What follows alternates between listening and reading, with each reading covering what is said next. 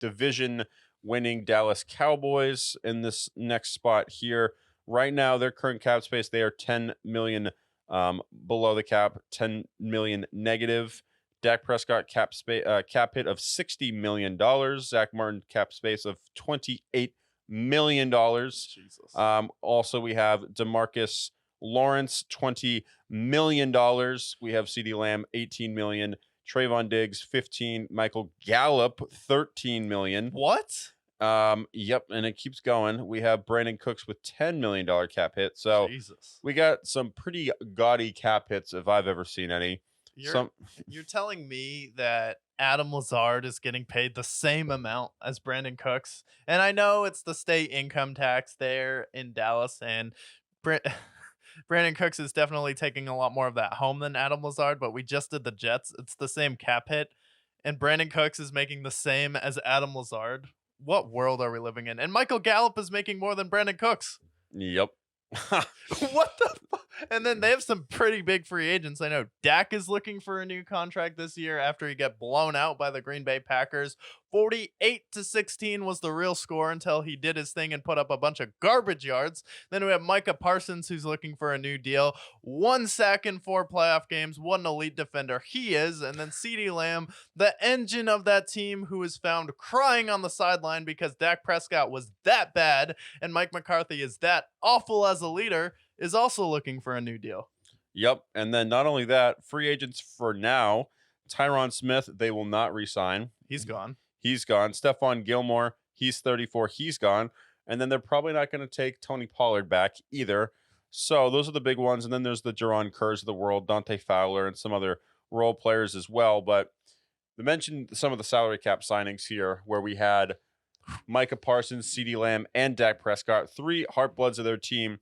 Yeah. Now, I know how you're going to feel about this question here, but Dak Prescott, he's demanding $60 million. He wants to be the richest quarterback in NFL history.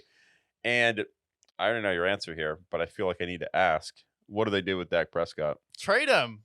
Like, are you kidding me? $60 million? $60 million for Dak Prescott? Okay, Dak, what have you done for me lately? Oh, you got blown out by Jordan Love at home after winning your division. No team in this division over the past decade has won it back-to-back years, and that was our chance. And then we had Tony Pollard, CeeDee Lamb having the best year of his career, the last legs that this offensive line is on. We had one of the best defenses that we've had, and then you got blown out 48-16 before you put up those garbage yards. You literally made CeeDee Lamb cry because you were so awful. What exactly are we paying you to do? Beat good teams? Nope, we're not doing that. Did you see the teams that they beat last year? You lost to Tua in Miami last year, who also couldn't beat good teams. And I'm supposed to make you the richest quarterback of all time? For what? Where's your MVP? Where's your signature playoff win? Where's your signature win in general? Absolutely not. He's the least valuable of those 3 players that you mentioned between CeeDee Lamb, Micah Parsons, and Dak Prescott. If you lost any of those, the easiest to replace would be Dak Prescott. Well, tell me this. I mean, Dak Prescott's demanding $60 million.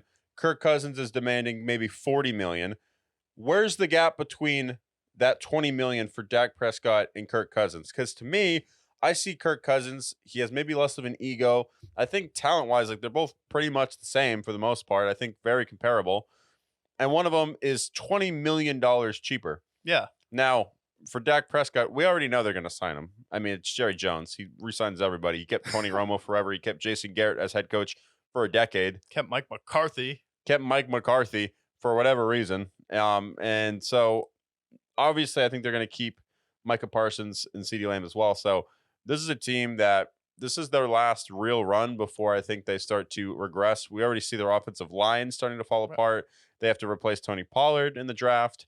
And now they have to sign 3 of their biggest players this upcoming year. And they are negative in the cap right now, and they haven't even paid those guys yet, and it's fine. if you're Jerry Jones, you won your Super Bowls, you had those run, and you're fine just selling out. You're one of the most profitable teams. You're the most valuable organization in sports right now, currently. So can you blame him for just wanting to stay semi-competitive? Oh, we got to a playoff game and lost. No big deal. But you are one generation away from having some 20-year-old kid with his grandfather or his father who just passed away, all sentimental, like he liked this team. However, I have some VHS tapes I would like to return because that's how long it's been since you won a Super Bowl. And all your fans right now are looking at CJ Stroud in Houston like, hey, he's the guy. They've been a better team since the year 2000. And that's when all 20-year-olds have been born, was the year 2000. So it's like, okay, you have the brand, you have the fans,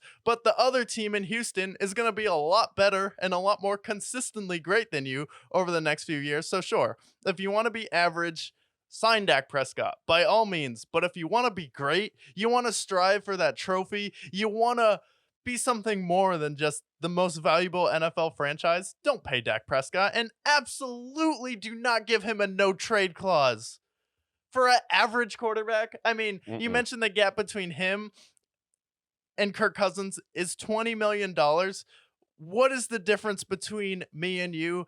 Not a lot. It's like, okay, do you want Starbucks or do you want Starbucks? It's the same coffee. It's the same coffee. The difference is one of them is a lot cheaper. So I think like for them, looking at someone like Kirk Cousins potentially, I know they're not going to sign him, but that's an opportunity for them. And Dak Prescott, you could still get a first round pick out of him. Yeah. From somebody. Somebody's going to trade for Dak Prescott. I mean, he was in the MVP conversation. He was one of the top 5 finalists for some reason. And so I think that you trade him now when the value is high. We talked about it before this season even ended. Where like, if you're going to trade Dak Prescott, trade him now because his contract is almost up. You saw what happened against the Packers. And I don't think, no matter what they do this offseason, I still don't believe them to move past that first round. Maybe they can beat up on a team like that 7th seed if they're, the 2 seed potentially. But I just don't see them moving any past. I know, but the Packers were the better team there, I think. But overall, like the Cowboys, their ceiling is winning a playoff game. And that's it. And that's if they win the playoff game. Let's not forget that Dak Prescott also has the worst winning percentage in a playoff career outside of Alex Smith over 5 games, 2-5 in the playoffs. You're talking about a Cowboys team who you look historically, if we're history buffs, like, okay, look how great they were in the 90s and 80s and 70s. And now what they've been the last 30 years, it's like, you guys really want to win the Super Bowl? If that's really Jerry Jones' like last thing is to win one more Super Bowl, then don't sign Dak Prescott because he's not a top 10 quarterback.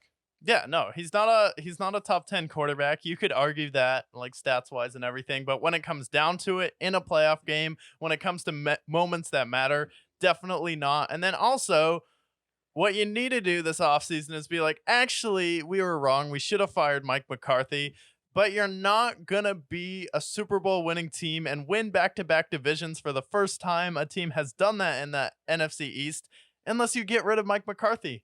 And if that's not going to happen, well, you're going to be the same team you were last year, dominant in the regular season. And then once that contract kicks in for Micah, CD, and Dak, you can't play 3 players on your team that much money. So it's time to get a young quarterback. But Dak literally bamboozled you with his contract where he was like, okay, yeah, sure, I'll take that money. Also, give me a no trade clause. So if you don't give me $60 million, I can walk next year. For nothing. Yeah. Talk about hoodwinked. Cowboys optimism meter, I'm going to put it at 25.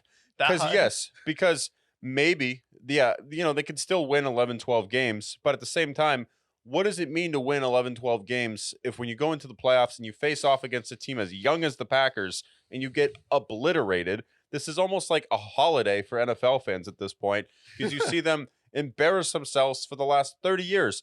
I'm more likely to see the Cowboys embarrass themselves in the playoffs than I am seeing them do anything otherwise. So 25, because they'll have playoff success or regular season success. Dan Orlovsky's going to say they're the best team in football. And then the playoffs come. Yeah. And no matter who they face, whether it's the Lions, the Packers, the Lions, the Tigers, the Bears, oh my, nothing's going to happen. They could lose to the Bears next year, especially with how much money they have to spend on offense. But also, yeah, for me with the Cowboys, I'll go negative 10 million because that's how much they're down the cap right now.